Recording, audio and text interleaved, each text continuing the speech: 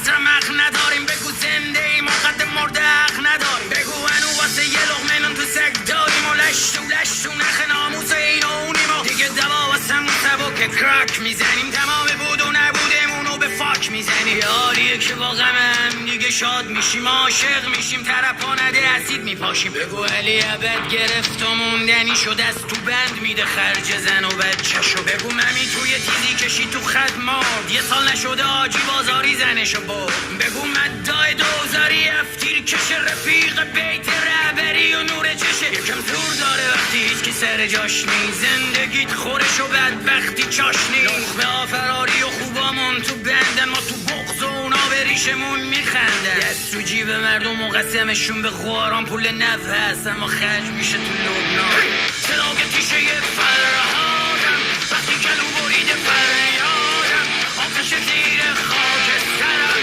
نطفه توفان در سرم، صداق تیشه فرهادم وقتی کلو بریده فریادم، آتش زیر خاک سرم نطفه توفان در سرم، سلام منو برسون به 67 خاوران، سلام منو برسون به دود و دم تهران، سلام منو برسون به دخترات و پارک، فراریا به ضرب و زخم و زجه، عقاقیا به پیشناسنامه ها بچه های افغان، سلام منو برسون به بچه های کار، یواشکی تو خاکی های دروازه غار، یواشکی سلام منو برسون به چروکای پشت پرک و چک کار و دست بابا پینه بسته حالا،